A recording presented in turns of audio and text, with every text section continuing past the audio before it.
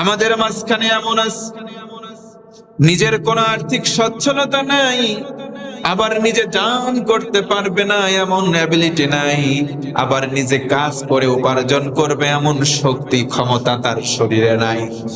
সমাজে অনেক মানুষ আছে দেখবেন দুইটা হাত নাই, আবার এমন অনেক মানুষ আছে যাদের দুইটা পা নাই, আবার অনেক মানুষ আছে বোবা, কথা বলতে পারে না।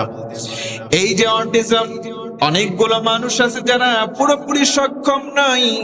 সাহাবী বললেন, ইয়া নবী আল্লাহ, ইয়া রাসূলুল্লাহ, যদি নিজের হাত দ্বারা কর্ম করতে কেউ না পারে, তার জন্য সাদাকা করা আবশ্যক হবে নাকি? আল্লাহ রাসূল বললেন, অবশ্যই তাকেও দান করা লাগবে। জোরে কোন সুবহানাল্লাহ। কাউকে আল্লাহ ছাড় দেন নাই, মুসলমান নামধারী হলে দান করতে হবে। নবীজির কথা শুনলেন, এবার নবীজি বললেন, সাহাবীরা তোমরা শোনো, যেই ব্যক্তি দান করতে পারবে না সে ব্যক্তি কি করবে? আল্লাহ রাসূল বললেন, সেই ব্যক্তি কি করবে? সমাজে অন্য মানুষ আছে, সমাজে অন্য মানুষের মাঝে যারা সমস্যার মধ্যে আছে, যেই মানুষ দান করতে পারবে না, যেই মানুষগুলো সমস্যায় পড়বে, ওই সমস্যাটা দূর করে দেওয়ার চেষ্টা করবে, এটাই তার দান হয়ে যাবে। জোরে বলেন সুবহানাল্লাহ। সমাজে এমন কোন মানুষ নাই তার জীবনে সমস্যা নাই, সবার জীবনে কম আর বেশি সমস্যা আছে। আল্লাহর হাবিব বললেন, সাহাবী শুনে নাও, সমস্যাগ্রস্ত ব্যক্তির সমস্যা দূর করে দাও, এটা দান হয়ে যাবে, সাদাকা হয়ে যাবে। আরেকবার বলুন সুবহানাল্লাহ। এক ব্যক্তি সমস্যায় নিপতিত, আরেকজন আপনি আমি আছি, দান করতে পারি না, নবীজি বললেন, ওর সমস্যাটা সমাধান করে দাও। টাকা দিয়ে পারো নাই, একটু বুদ্ধি দাও, পরামর্শ দাও, এটাই দান। সুবহানাল্লাহ পড়েন। আল্লাহর হাবিবের কথাগুলো সাহাবীরা শুনলেন, আবার বললেন, ইয়া রাসূলুল্লাহ, যদি সেই ব্যক্তি ওই কাজটা করতে না পারে তাহলে তার জন্য উপায়টা কি হবে? জোরে আরেকবার সুবহানাল্লাহ। সাহাবীরা প্রশ্ন করেছেন, রাসূল উত্তর দিলেন। এই যে কনভারসেশনটা আমরা জানলাম, সেই বুখারীর বর্ণনা, নবীজি বলেন, যেই ব্যক্তি মানুষকে দান করতে পারবে না সেই ব্যক্তির দায়িত্ব হলো নিজে কামাই করা। কামাই করতে পারে নাই, অন্যের কল্যাণ কামনা করে, অন্যের সমস্যায় নিপতিত। আল্লাহর রাসূল বললেন, সমস্যা সমাধান করার চিন্তা করো, এটাই দান হয়ে যাবে। আরেকবার বলুন সুবহানাল্লাহ। আল্লাহর রাসূল শুধু তাই বলেন নাই, আল্লাহর রাসূল বললেন, সমাজে অনেক দুর্বল মানুষ আছে, সমাজে অনেক অসচ্ছল মানুষ আছে, দুর্বলের কাছে তুমি চলে যাও, কিছু দান করতে পারো নাই, ব্যাপার না। একজন দুর্বল মানুষের কাছে যাও, তার কাঁধের উপরে হাত দাও, কোনো দান করতে পারো না, ব্যাপার না, অন্তত তার দুঃখে তুমি দুঃখিত হও, এটাই দান হয়ে যাবে। জোরে বলুন সুবহানাল্লাহ। দেখছেন ইসলাম কত সুন্দর। আপনি দান করতে পারেন নাই, একজন অসচ্ছল মানুষ আছে, একজন দুস্থ মানুষ আছে, একজন সাহায্য প্রার্থী মানুষ আছে, আপনি তার পাশে দাঁড়ান, তাকে সাহায্য করার চেষ্টা করেন। এট লাস্ট একদম শেষে আপনি কোনো কিছু করতে পারেন নাই, তার কাঁধে হাত দেন, তার দুঃখে একটু নিজেকে দুঃখী ভাবেন, তার দুঃখে একটু সমবেদনায় আপনি প্রকাশ করেন, একটু ব্যথিত হন, এটাই আল্লাহর রাস্তায় সাদাকা হয়ে যাবে। সুবহানাল্লাহ পড়েন। আল্লাহর রাসূলের কথাগুলো সাহাবীরা শুনলেন, শোনার পরে বললেন, ইয়া রাসূলুল্লাহ, যেই ব্যক্তি দান করবে সে যদি অসুস্থ হয়, কারণ প্রতিটা মুসলমানকেই দান করা লাগবে। আল্লাহর রাসূল বললেন, যদি কিছুই না পারি, অন্তত কাছাকাছি হওয়ার দরকার নাই, ওই ব্যক্তির জন্য সব সময় কল্যাণের দোয়া করবে, এটাই তার জন্য সাদাকা হয়ে যাবে। কিচ্ছু করতে পারে নাই, কাছেও যেতে পারে নাই, কাঁধে হাত দিয়ে ব্যথায় ব্যথিতও হতে পারে নাই, সমবেদনা জানাতে পারে নাই, আল্লাহ রাসূল বললেন, কোনো ব্যাপার না, তার জন্য সে অনুপস্থিত আছে, তার সাক্ষাৎ পাই নাই, কল্যাণকর দোয়া করবে, এই দোয়া করাটাই আল্লাহর রাস্তায় দানের সমান হয়ে যাবে। সুবহানাল্লাহ। ইসলাম কতটা সুন্দর। তাহলে শুধুমাত্র স্যাক্রিফাইস করলাম, কোরবানি দিলাম জন্তু, তাহলে পুরোপুরি কোরবানি হয়ে গেল না, বরং অন্যের কল্যাণকামী হতে হবে। আজকে সমাজের দিকে তাকান, একটু বুকে হাত দিয়ে বলেন, আমি মানুষের কল্যাণকামী, এই রকম মানুষের সংখ্যা আমার তো মনে বলে নিতান্তই কম বর্তমান সমাজ। আমরা ভাই হয়ে ভাইকে আজকে সহ্য করতে পারি না, সন্তান হয়ে পিতাকে সহ্য করতে পারি না, এক পাড়া প্রতিবেশী অন্য পাড়া প্রতিবেশীকে সহ্য করতে পারে না। আল্লাহ রসুল বলেছেন সেই ব্যক্তি দান করলো না। ওয়া কুল্লুকুম সাদাকা, আল্লাহ রাসূল বলেছেন প্রত্যেকটা মানুষের জন্যই, যদি সে নিজেকে মুসলিম দাবি করে, অবশ্যই আল্লাহর রাস্তায় দান করতে হবে। তবে মনে রাখবেন, শুধু টাকা অর্থ সম্পদ দান করাটাই দান নয়। নবীজি কয়েকটা স্তর বললেন, সর্বশেষ দানের একটি স্তর বললেন এই হাদিসে, সেটি হলো অন্যের জন্য কল্যাণের দোয়া করা। আরেকবার সুবহানাল্লাহ বলেন। আল্লাহর রাসূল আরো বলেন, ইয়াদিলু বাইনাল আনসাইন, দুইজন মানুষের ঝগড়া বেঁধে গেছে। সমাজে ঝগড়া বাঁধে না? দুইজন মানুষের ঝগড়া বাঁধলো, আল্লাহর রাসূল বললেন সাহাবীরা শোনো, এটাও বুখারীর হাদিস। আল্লাহর রাসূল বললেন ঝগড়া বাঁধলো দুইজনের মাঝখানে, থার্ড পারসন তার কাছে চলে গেল, সেও মুসলমান। দুইজন মুসলমানের ঝগড়া, আরেকজন মুসলমান এসে যদি মীমাংসা করে দেয়, এটা আল্লাহর রাস্তায় দানের সওয়াব পাবে। জোরে কোন সুবহানাল্লাহ। আমাদের সমাজে আজকে দুইজনের মারামারি বেঁধে যায়, দুইজনের ঝগড়া বাঁধে, তৃতীয় মুসলমান এসে ঝগড়া থামায় না, বরং আগুনের মধ্যে আরো ঘি ঢেলে আগুন জ্বালিয়ে দেয়। কথা বলেন আছে না নাই? আল্লাহ রাসূল বললেন দান করা লাগবে। দেখেন ঝগড়ার সময় কেমন দান, ঝগড়া যখন বেঁধে যায় আল্লাহর হাবিব বললেন তোমরা মিটিয়ে দাও। কারণ কোরআনে কারীমে আমার আল্লাহ বলেন, ইন্নামাল মুমিনুনা ইখওয়াতুন ফাআসলিহু বাইনা আখওয়াইকুম ইত্তাকুল্লাহ, তোমরা মুমিন দাবি করো, অন্যজন মুমিন, দুইজন তোমরা ভাই ভাই। সুবহানাল্লাহ পড়ে, আমরা মুমিন সেও মুমিন, দুইজন মুমিন ভাই ভাই। ঘোষণা দিলেন কে? আর একটু জোরে বলেন কে? আল্লাহ বললেন ফাআসলিহু বাইনা আখওয়াইকুম, দুই ভাইয়ের ঝগড়া বেঁধে গেল, দুই ভাইয়ের মধ্যে সমস্যা বাঁধলো, আসলিহু বাইনা আখওয়াইকুম, ইসলাহ করে দাও, সংশোধন করে দাও, ঝগড়া তোমরা মিটিয়ে দাও। তৃতীয় যেই মুমিন থাকবে তার জন্য অন্যতম দায়িত্ব হলো ঝগড়া বন্ধ করে দেওয়া। জোরে কোন সুবহানাল্লাহ। ঝগড়া বন্ধ আজকে সমাজে আমরা করতে চাই না। ব্যক্তির সঙ্গে ব্যক্তির মারামারি, তৃতীয় জন এসে বলে তুই কি কমা, তোর না বাপ আছে, তোর না বাপের বন্ধু আছে, দাদা আছে, অমুক আছে, তমকের খবর দে। ও তোর গায়ে হাত দিল, এটা তো থামা যায় না, এটা মেনে নেওয়া যায় না, অপমানের বিষয় আরো উস্কে দেয়। কথা বলেন আছে না নাই? আল্লাহ রাসূল বললেন, আল্লাহ কোরআনে নিজে বললেন ফাআসলিহু বাইনা আখওয়াইকুম, দুই ভাইয়ের মারামারি তোমরা সমস্যার সমাধান করে দাও। ইত্তাকুল্লাহ, তবে সাবধান সাবধান সাবধান, এই ব্যাপারে তোমরা ভয় করো কাকে? ইত্তাকুল্লাহ, আল্লাহকে তোমরা এই বিষয়ে ভয় করো।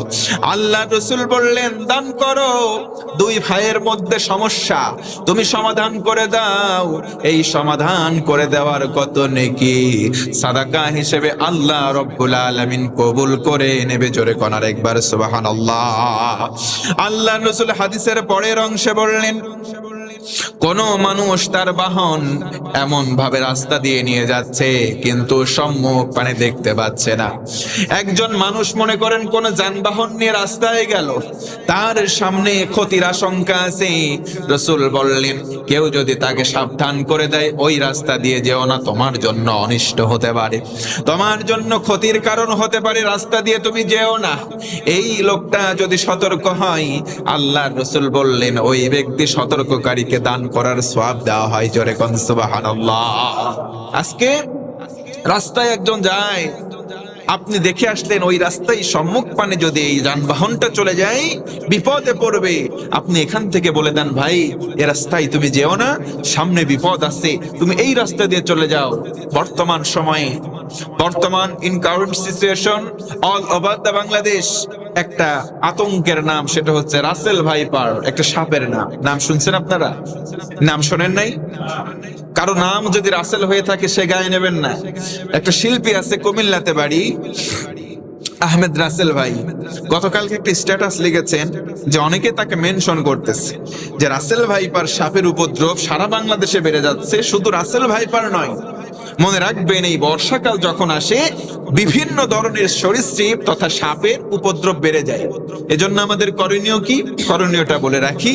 আমাদের বাড়ির আঙ্গিনা, ঘর, চারিপাশের আঙ্গিনায় ঝোপ ঝাড় জঙ্গলগুলো কেটে নিট অ্যান্ড ক্লিন পরিষ্কার পরিচ্ছন্ন রাখবো ইনশাআল্লাহ। পড়েন, কারণ কি নবী যে বলেছেন আত-তুহুরু শাতরুল ঈমান, এই যে পবিত্রতা একটু পরিপাটি থাকা এটা ঈমানের একটা অঙ্গ। জোরে কন্না সুবহানাল্লাহ। এই পরিষ্কার পরিচ্ছন্ন থাকলে কি হবে? আমাদের বাড়ির চারপাশে বিভিন্ন জঙ্গলে সরীসৃপ সাপগুলো বাসা বাঁধতে পারবে না। আর এই যে রাসেল ভাইপার গোটা বাংলাদেশে এখন একটা আতঙ্ক। এই আতঙ্কের নাম রাসেল ভাইপার। তবে আতঙ্কে আতঙ্কিত হওয়ার দরকার নেই। সর্বপ্রথম আমরা পানাহ চাবো কার কাছে? একটু আওয়াজ করে বলেন, কার কাছে? আমরা সব সময় আউযু বিল্লাহ, আল্লাহর কাছেই আশ্রয় চাইবো, তার কাছেই পানাহ চাইবো। প্রত্যেকটা খারাপ অনিষ্ট বিষয় থেকে আমরা আল্লাহর কাছেই আশ্রয় প্রার্থনা করব।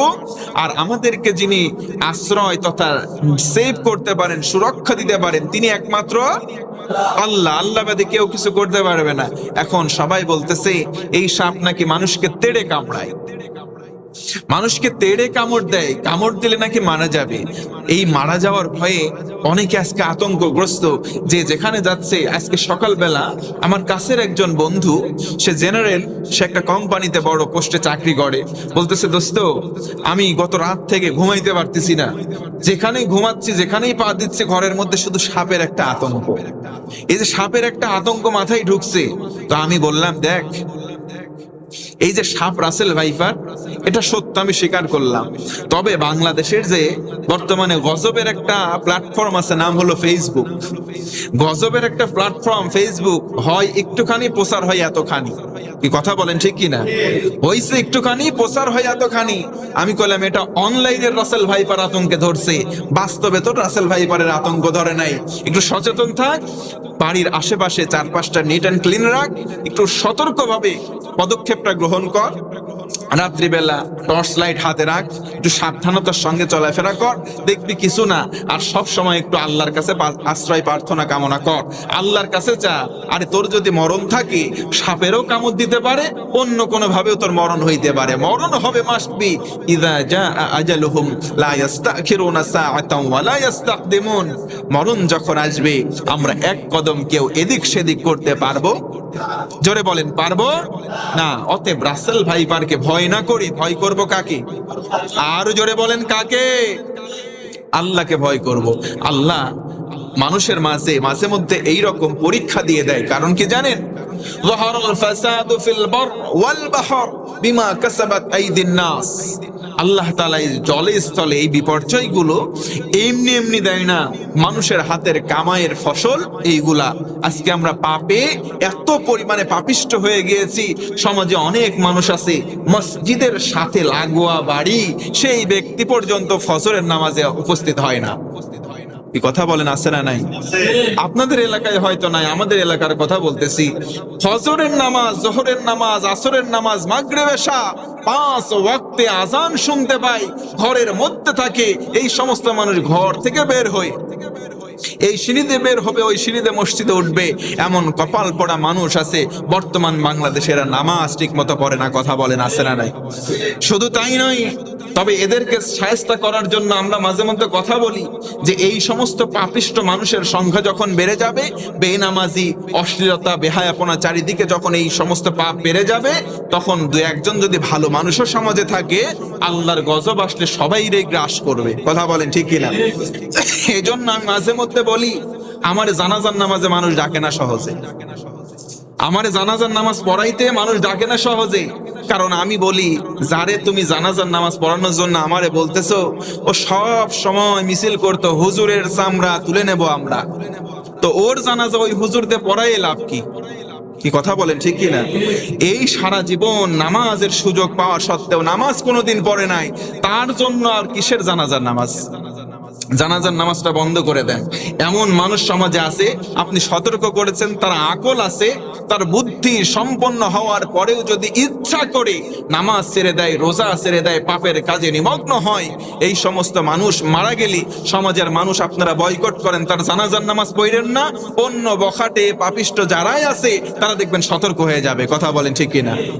এই কথাটা শক্ত হলেও যদি একবার আমলে নিতে পারেন, সমাজের মধ্যে মানুষগুলো অন্তত পক্ষে সতর্ক হয়ে যাবে, চিন্তা করবে না রে আল্লাহ ধরা তো অনেক পড়া, দুনিয়াতেই আল্লাহ ধরবেন পরে, কিন্তু দুনিয়াতেই তো আমি নামাজ কালাম যদি ঠিক মতো না পড়ি, পাপিষ্ট যদি আমি হয়ে থাকি, দুনিয়ার মানুষই তো আমার ঠিক মতো জানাজার নামাজ দিবে না। অন্তত পক্ষে এই ভয় হলেও সে মাঝে মধ্যে নামাজ পড়বে। কথা বলেন ঠিক কিনা? এই যে রাসেল ভাইপারের মতো আতঙ্ক এমনি এমনি আসে নাই। আল্লাহ বলেন দুনিয়াতে পাপ বেড়ে যাবে, ওই সময় আমি তোমাদেরকে এইভাবেই চাপিয়ে দেব বিভিন্ন রকমের বিষয়গুলো। আল্লাহ তাআলা আজকে দেখেন প্রতিদিন সকালবেলা মেঘ লাগতেছে, আর ওই মেঘ থেকে মনে হচ্ছে আজকে প্রচুর বৃষ্টি হবে, কিছুক্ষণ সুরসুর করে বৃষ্টি পড়ে, তারপরে আর বৃষ্টি নাই। নবীজি আমার হাদিসের মধ্যে বলেন ওই বৃষ্টিটুকু হতো না যদি কিনা এই সমাজের মধ্যে, এই জনপদের মধ্যে কিছু পাখি, কিছু তৃণলতা, কিছু পশু না থাকতো, তাহলে এই পাপিষ্ট মানুষের জন্য ওই দু এক ফোঁটা পানিও পড়তো। জোরে বলেন পড়তো। আল্লাহ আমাদের হেফাজত করে, পড়েন আমিন। শুধু রাসেল ভাইপার নয়, আমরা প্রত্যেকটা পাপের জন্য নিজেরা এই পাপের সাজা দুনিয়াতে ভোগ করতে পারি। এজন্য শুধু আমি নামাজ পড়লাম, আমার সন্তান নামাজ পড়লো না, আমার ভাই নামাজ পড়লো না, আমার স্ত্রী বেপর্দায় চললো, এই কাজ করলে হবে না। আলা কুল্লুকুম রাইন কুল্লুকুম মাসউলুন আন রায়াতিহি। আল্লাহর হাবিব বলেন তুমি দায়িত্বশীল, তোমাকে প্রশ্ন করা হবে তোমার আত্মীয় স্বজন, তোমার পরিবার আহাল সম্পর্কে।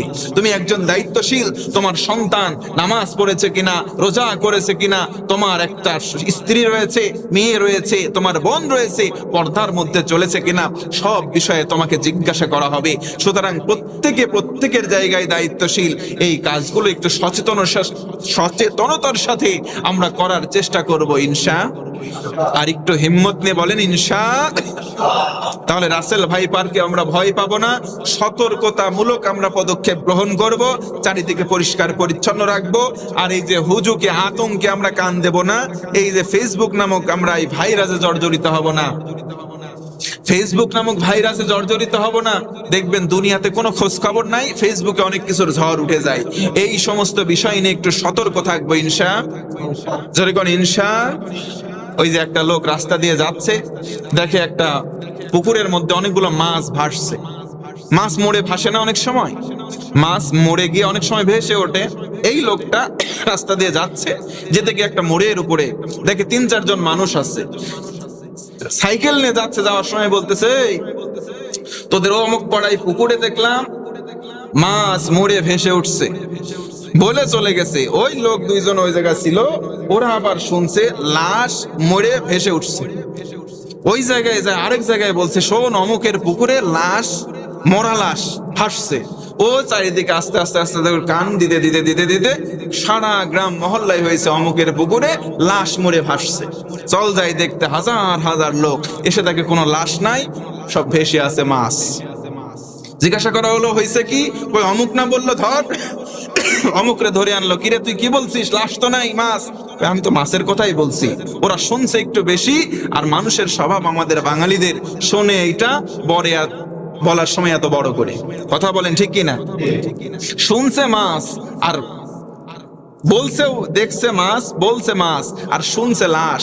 ও আবার যখন আরেকজনের কাছে বলছে আরেকটু বাড়ায় বলছে। এই স্বভাব পুরুষের থেকে আবার নারীদের একটু বেশি হয়, শোনে একটা বলে আরেকটা।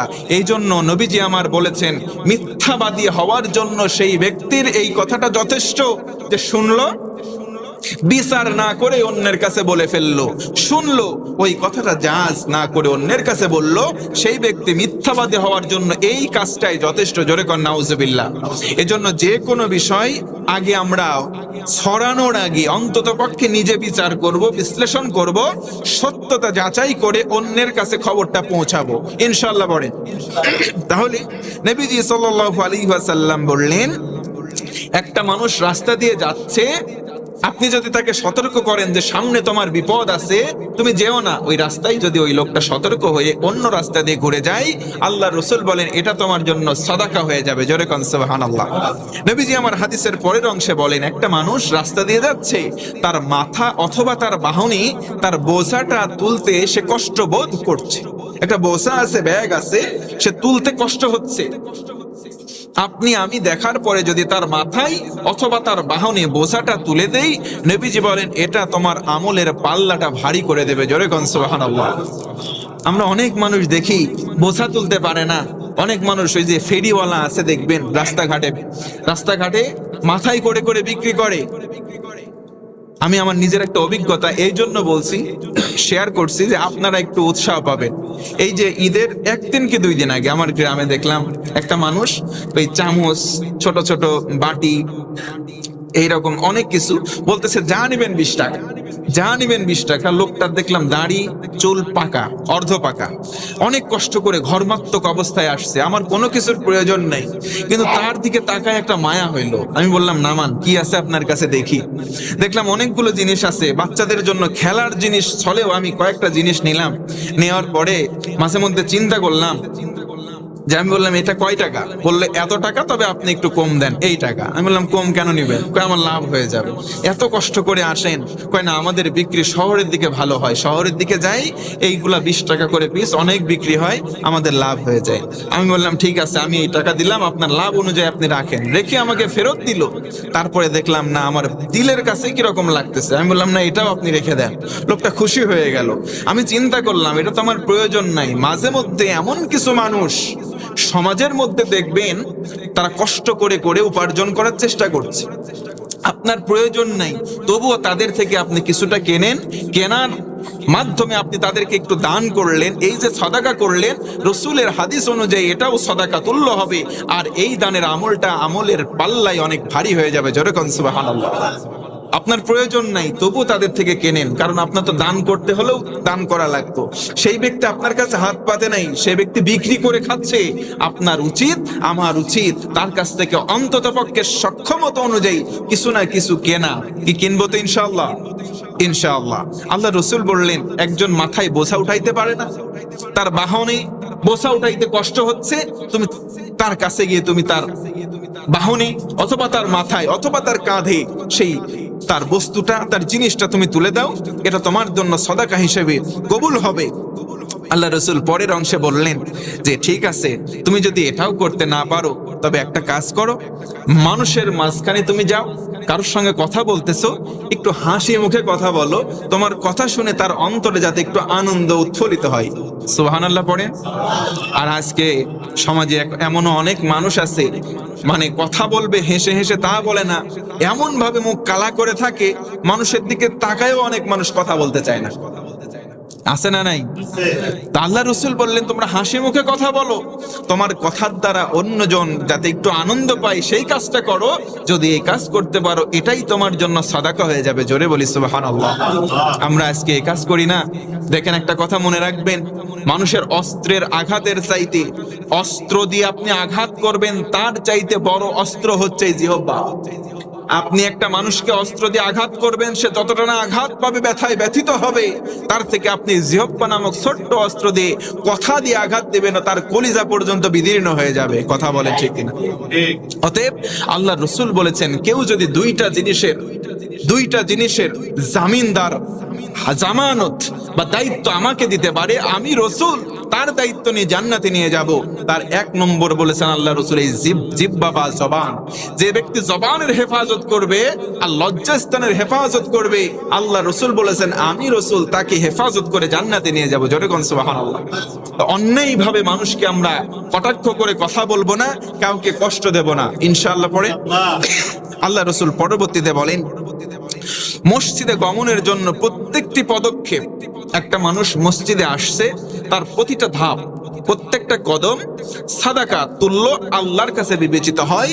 কিয়ামতের দিন যেই ব্যক্তির পায়ের কদম বেশি বেশি মসজিদের দিকে পড়েছে, সেই ব্যক্তির কদম অনুযায়ী তার আমলনামায় সাদাকার সওয়াব দেওয়া হবে। জোরে বলি সুবহানাল্লাহ। এটিও বুখারীর হাদিস। আরেকবার বলেন তো আল্লাহু আকবার। শুধু তাই বলে নাই, আল্লাহ রাসূল বললেন, এক ব্যক্তি রাস্তা দিয়ে হেঁটে যাচ্ছে, এই হাদিসের শেষ অংশ, রাস্তা দিয়ে হেঁটে যাওয়ার সময় সে যদি রাস্তায় কোনো কষ্টদায়ক বস্তু দেখতে পায়, নবীজি এক্সাম্পল দিয়েছেন, কাঁটা হতে পারে কাঁটা। মানুষের জন্য কষ্টকর এমন কোন বস্তু রাস্তা থেকে কেউ যদি তুলে অন্যত্র সরিয়ে ফেলে, অন্যত্র বলতে অন্য জায়গায়, ভালো জায়গায় না, মানে মানুষের যাতে করে কষ্ট না হয়, এই কষ্টদায়ক বস্তুটা তুলে রাস্তা থেকে অন্যত্র ফেলে দেয়, তাহলে সে যেন দান করলো আল্লাহর রাস্তায়। আর এই সদাকাটা নবীজি বলেন তার আমলনামায় এই পরিমাণে লিপিবদ্ধ হবে, আল্লাহ তাআলা এই সদাকা তার জন্য কবুল করবেন, আর এই সদাকার মাধ্যমে আল্লাহ তারে জান্নাতে বানাবেন। তাহলে রাস্তায় কষ্টদায়ক বস্তু আমরা দেখলে ফেলে দেব তো ইনশাআল্লাহ? অনেক মানুষ আছে রাস্তা দিয়ে যায়, অটোতে, রিকশায়, বিভিন্ন সিএনজিতে যাওয়ার সময় দেখবেন নাস্তা করে, কলা খায়, ড্রিঙ্কস খায়, খাইতে খাইতে কি করে ওই কলার খোসাটা রাস্তার মাঝখানে ছুঁড়ে ফেলে দেয়। কি আছে না এমন? এগুলো হচ্ছে নাদান, মূর্খ, এগুলো হচ্ছে এক নম্বরের গবেট। আরে ভাই, তোমার তো জানা নাই তোমার বাড়িতে অন্যান্য আত্মীয় স্বজন আছে, তারাও হয়তো বা তোমার পিছনে রাস্তায় আসতেছে অন্য কোনো গাড়িতে, অন্য কোনো যানবাহনে, ওটা যদি স্লিপ করে তোমারই বাবা মারা যায়, মারা যেতে পারে কি পারে না? এরকম দুর্ঘটনা অহরহ হয় কি হয় না? তাহলে আমাদের উচিত নবীজির ভাষ্য, নবীজি বললেন যদি চোখে দেখো ফেলে দাও, চোখে দেখলে ফেলে দিতে হবে, আর আমরা চোখে দেখে আরো নতুন করে ফেলছি। এগুলো কপাল পোড়া, এগুলো হতভাগা, এই কাজগুলো আমরা করব না ইনশাআল্লাহ। পড়েন, আসেন পরের হাদিসে, এটি মুসলিম শরীফের হাদিস। আল্লাহ রাসূল বলেন, ওয়াল্লাহি ফি আউনিল আবদি মা কানাল আবদু ফি আউনি আখিহি, যতক্ষণ পর্যন্ত একজন মানুষ অন্য মানুষের কল্যাণে নিয়োজিত থাকবে, ততক্ষণ আল্লাহ তার কল্যাণে নিয়োজিত থাকবেন। কথা বুঝতে পারেন নাই যারা? সুবহানাল্লাহ বলেন নাই, বুঝতে পারেন নাই? আমি আবার বলি, আল্লাহর হাবিব বলেন, মুসলিম শরীফের হাদিস, একটা ব্যক্তি যখন অন্য ব্যক্তির কল্যাণে নিয়োজিত থাকবে, যতক্ষণ কল্যাণে নিয়োজিত থাকবে ততক্ষণ পর্যন্ত আমার আল্লাহ সরাসরি ওই ব্যক্তির কল্যাণে নিয়োজিত থাকবেন। আল্লাহ যদি কারো কল্যাণে নিয়োজিত থাকেন, ব্যস্ত থাকে, তার কোনো চিন্তা হতে পারে? জোরে কোন পারে না। এটার ব্যাখ্যায় দেখলাম, এই কল্যাণটা সরাসরি যে হতে হবে তা না। আপনি মানুষের উপকার করছেন সরাসরি, তা না। আপনি উপকার করতে পারেন নাই, আপনি শুধু দিলে দিলে তার জন্য একটু দোয়া করছেন, আল্লাহ লোকটারে দেখে আসলাম অসুস্থ, তুমি তারে শেফা দান করো, তুমি তারে সুস্থতা দান করো। এই যে আপনি তার কল্যাণ কামনা করলেন, এই দোয়াটা করার কারণে যতক্ষণ দোয়া করলেন ততক্ষণ আল্লাহ আপনার পক্ষে কল্যাণ কামনা করলো। জোরে গান সুবহানাল্লাহ। আরে মহান মালিক আল্লাহ আমাদের রব, তিনি যদি আমাদের কল্যাণ কামনা করেন, আমাদের কপাল খুলে যাবে। কথা বলেন ঠিক কিনা? তাহলে আমাদের উচিত হবে অন্যের জন্য অকল্যাণ কামনা না করা। অকল্যাণ কামনা করলে ওই গর্ত যে আপনি কাটবেন, ওই গর্তে আগে আপনি নিজে পড়বেন।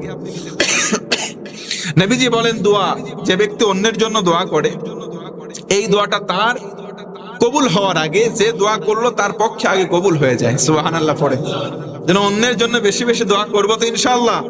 আসুন পরের হাদিসে, আল্লাহ রাসূল সাল্লাল্লাহু আলাইহি ওয়াসাল্লাম আরো বললেন, মানুষের কল্যাণমুখী কাজ, মানুষকে আপনি যে কল্যাণকর কাজ করলেন, এই কাজ নবীজি বলেন যে ব্যক্তি কল্যাণকর কাজ করবে তার জন্য আগত, মানে আপকামিং, সামনে আসবে এমন বিপদ আপদ আল্লাহ তাআলা কল্যাণকর কাজের কারণে তার ভবিষ্যৎ থেকে দূর করে দেয়।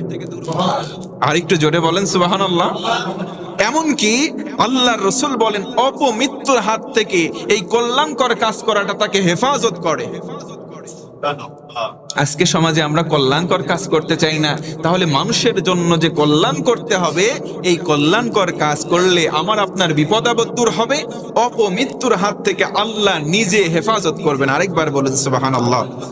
আল্লাহ রাসূল এই হাদিসের শেষের দিকে বলেন, গোপনে কেউ যদি দান করে, গোপনে কেউ যদি দান করে আল্লাহ তাআলার রাগের উপরে সে যেন পানি ঢেলে দেয়। জোরে কোন সুবহানাল্লাহ।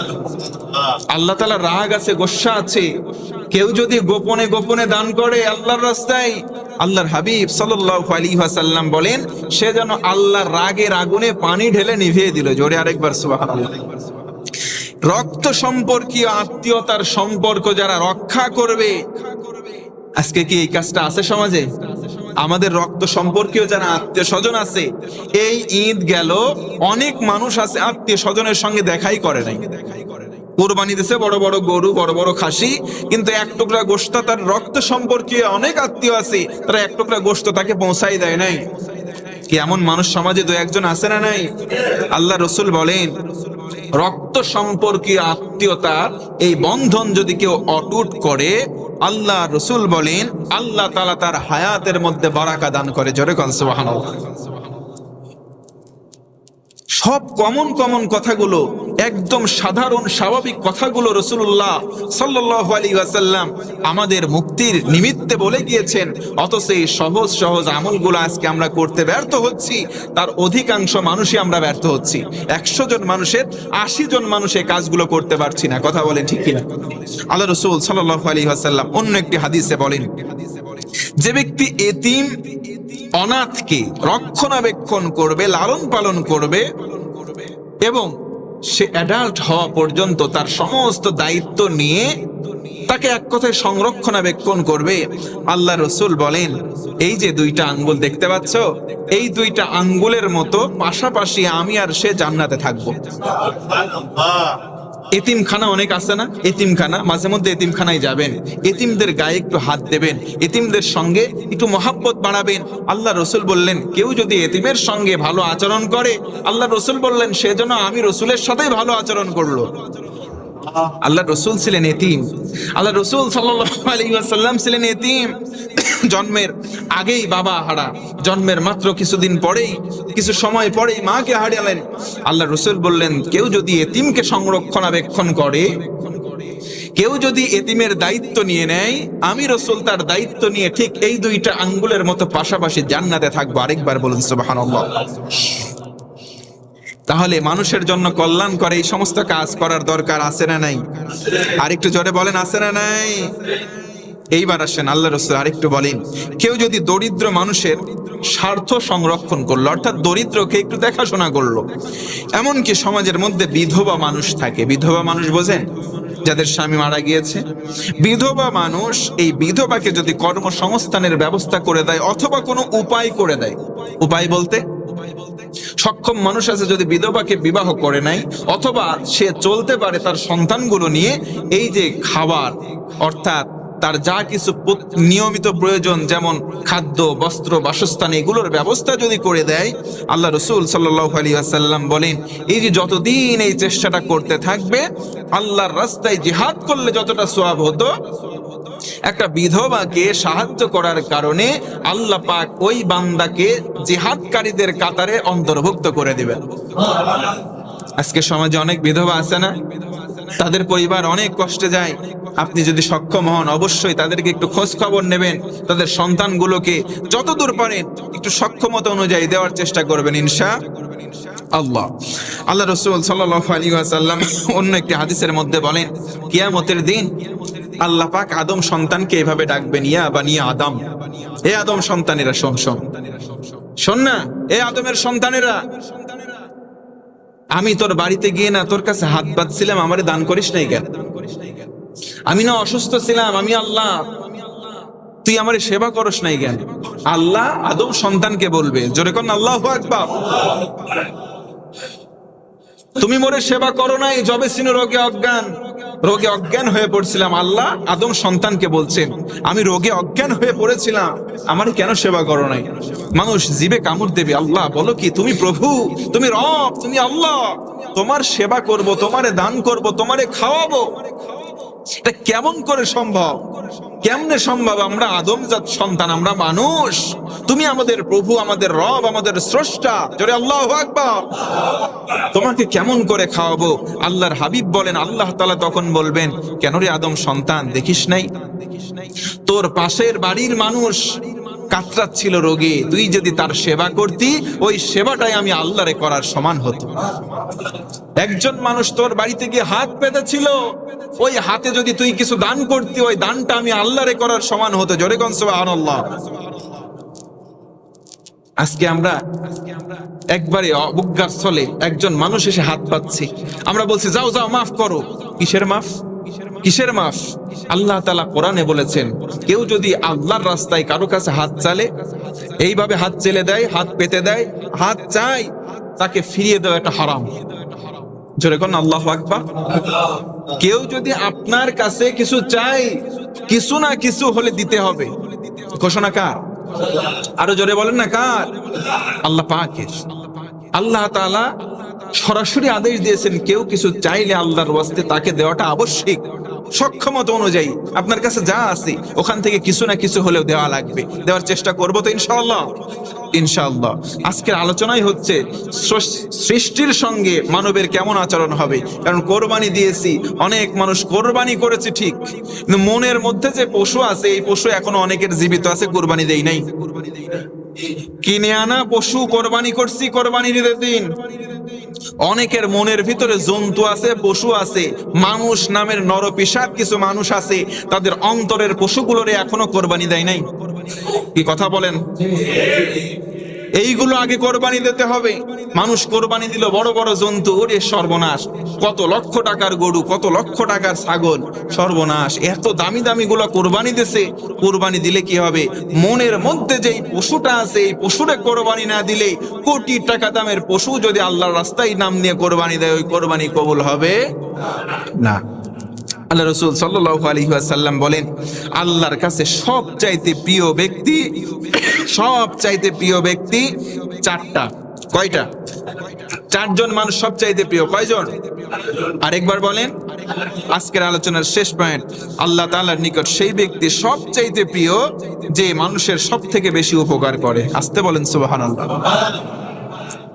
আজকে আমাদের ভিতরে একটু চিন্তা করে দেখেন, মানুষকে উপকার করে এমন মানুষ কয়জন আছে? নাই। যদি গণনা করা যায় সমাজে, গণনা করতে করতে তাদের সংখ্যাই পাওয়া যাবে না। অথচ ওয়াসারিউ ইলা মাগফিরাতিন মির রাব্বিকুম ওয়া জান্নাতিন আরদুহাস সামাওয়াতু ওয়াল আরদ উইদ্দাত লিল মুত্তাকিন। সাহাবায়ে কেরামদের দৌড় ছিল, প্রতিযোগিতা ছিল, কার চাইতে বেশি কে কল্যাণকর কাজ করতে পারে। সুবহানাল্লাহ। আর আমাদের প্রতিযোগিতা হয় কার চাইতে বেশি অকাম কে করতে পারে। কি কথা বলেন না কেন? সমাজের মধ্যে আল্লাহ রাসূল বলেন, আল্লাহর কাছে সবচাইতে প্রিয় ব্যক্তি বা চারটা গুণ সম্বলিত ব্যক্তি আল্লাহর কাছে প্রিয়। তার ভিতরে আল্লাহ রাসূল শুরুতেই বলেন, যে মানুষের বেশি উপকার করে সে আল্লাহর কাছে প্রিয়। জোরে কোন সুবহানাল্লাহ। তার ভিতরে এই উপকার করতে পারে মানুষ চার ভাবে। এক নম্বর, কথার দ্বারা, কাজের দ্বারা মানুষের অন্তরে আনন্দ ফুটিয়ে দেওয়া। সুবহানাল্লাহ পড়ে। কথার মাধ্যমে, কাজের মাধ্যমে একজন মানুষের মুখ দিয়ে যদি একটু প্রশান্তির সিল্কি একটা এক চিলটে হাসি বের হয়, এই হাসির কারণেই হয়তো ওই ব্যক্তিটা যে হাসি ফোটালো সে জান্নাতি হয়ে যাবে। আল্লাহ রাসূল কথা বললেন, আল্লাহর হাবিব সাল্লাল্লাহু আলাইহি ওয়াসাল্লাম বললেন, এক নম্বর, মানুষের কথা এবং কাজ দ্বারা অন্য মানুষের মুখে হাসি ফোটাবে। দুই নম্বর, কষ্ট এবং উৎকণ্ঠা দূর করে দেবে। অন্য মানুষ কষ্টে আছে, উৎকণ্ঠায় আছে, মানে চিন্তিত আছে, এই চিন্তা এবং কষ্টটা দূর করার চেষ্টা করবে। এটা আল্লাহর কাছে সবচাইতে গুণের দিক থেকে, আল্লাহর কাছে সবচাইতে প্রিয় কাজের দিক থেকে এই ব্যক্তি অগ্রগামী। জোরে কোন সুবহানাল্লাহ। তিন নম্বর, ওই ব্যক্তিটা আল্লাহর কাছে সবচাইতে প্রিয়। তিন নম্বর গুণ, যেই ব্যক্তি আরেকজনের ঋণ পরিশোধ করে দেয়। সুবহানাল্লাহ। আজকে সমাজে ঋণ নাই আমাদের, অনেকের ঋণ আছে না? তবে ঋণের কিছু পার্শ্ব প্রতিক্রিয়া আছে, খারাপ দিকও আছে। আমি নিজেও ভুক্তভোগী। ওই ফকির হয়ে দান করা যাবে না। মুরব্বীর একটা কথা বলে, তুমি নিজেই খাইতে পাও না, আরেকজনরে করো দান। তো মাঝে মধ্যে এমন করে আসে টাকা চাই, হ্যাঁ এমন করে আসে কিছু চাই, দেও ভাই, এই যে বিকেল বেলায় তোমাকে দিয়ে দিচ্ছি, ওই বিকেলে 1 বছর 2 বছর হয়ে যায় আর আসে না। কি কথা বলেন, আছে না নাই? ভাই কালকেই দিচ্ছি, তুমি দাও, কালকেই দিচ্ছি, ঘুরে এসেই দিচ্ছি। ওই যে ঘুরে আসতেইছে 1 বছর 2 বছর পার হয়ে যায়। আমি নিজে ভুক্তভোগী ভাই।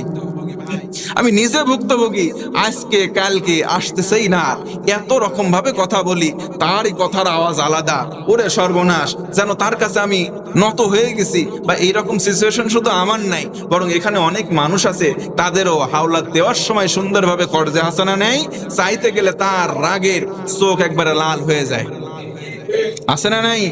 তবে হ্যাঁ, কেউ যদি বিপদে পড়ে ঋণ করে, আপনি যদি তার ঋণটা উত্তরণের জন্য তাকে দানই করে দেন, অথবা তাকে কর্জে হাসানা দিয়ে তার ঋণটা মুক্ত করে দেন, রাসূল আমার বলেন আল্লাহর কাছে সবচাইতে দামি কাজ হবে এটা। আরেকবার সুবহানাল্লাহ।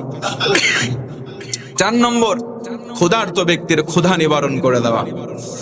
আজকে সমাজে অনেক মানুষ ক্ষুধার্ত আছে, রাস্তাঘাটে বিভিন্ন জায়গায় চলাফেরা করার সময় দেখবেন অনেক মানুষ এসে বলে খাই না, একটু খেতে দেন, খাই না, একটু খেতে দেন।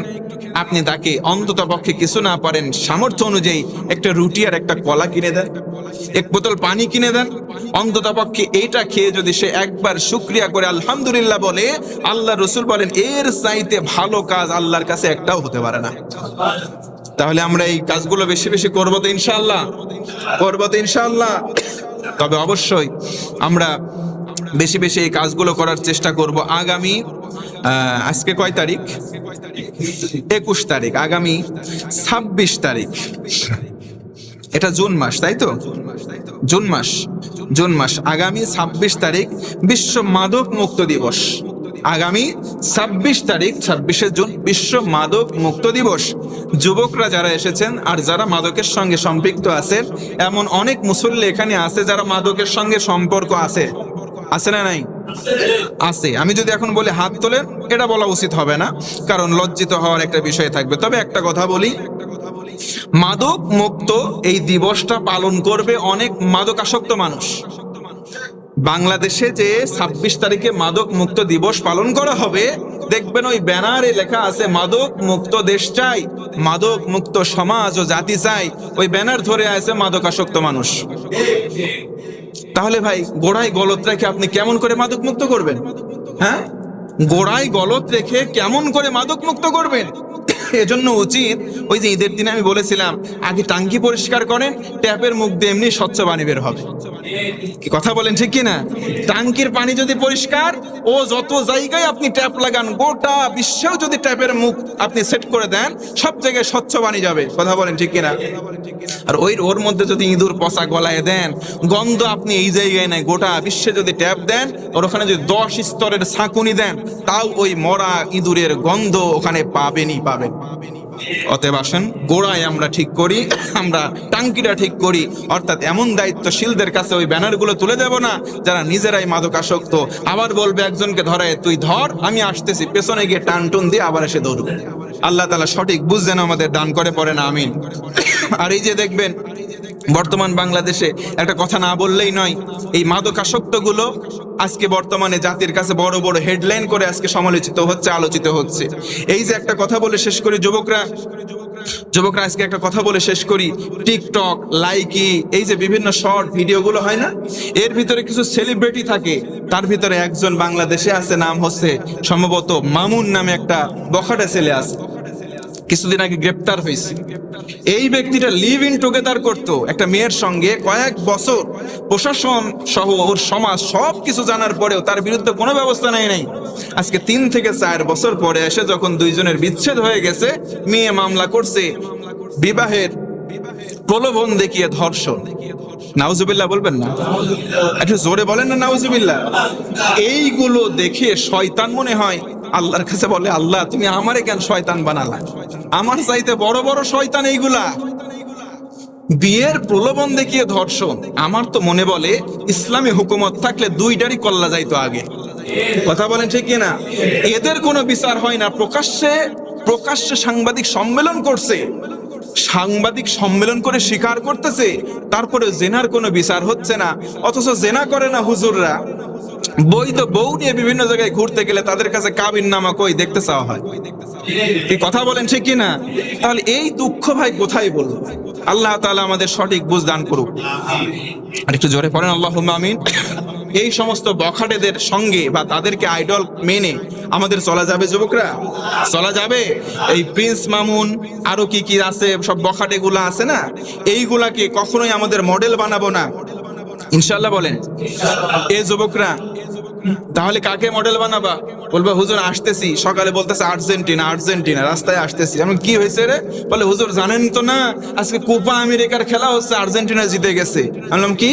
কয় হ্যাঁ মেসি। আমি বললাম দেখ, তোরা মুসলমান হয়ে মেসিরে সমর্থন করিস না, ওর গা যখন জার্সি খুলে দেখিস গায়ের সঙ্গে ট্যাটু লাগানো আছে। কি কথা বলেন, আছে না নাই?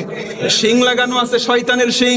তারা ইলুমিনাতির সদস্য, তারা ওইভাবে নিজেদেরকে যেহেতু একটা জায়গায় নিয়ে গেছে, ওদের অনেক ফ্যান ফলোয়ার, ওরা এমন এমন আকার ইঙ্গিত প্রচার করে, ওর মাধ্যমে তারা কোটি কোটি টাকা কামাই করে নিচ্ছে, আমাদের ঈমান বিধ্বংস করছে, আমরা টেরও পাচ্ছি না। আল্লাহ তাআলা সঠিক বুঝ দান করুক, পড়ে না আমিন। বারাকাল্লাহু লানা ওয়া লাকুম ফিল কুরআনিল আযীম। আসসালামু আলাইকুম ওয়া রাহমাতুল্লাহ।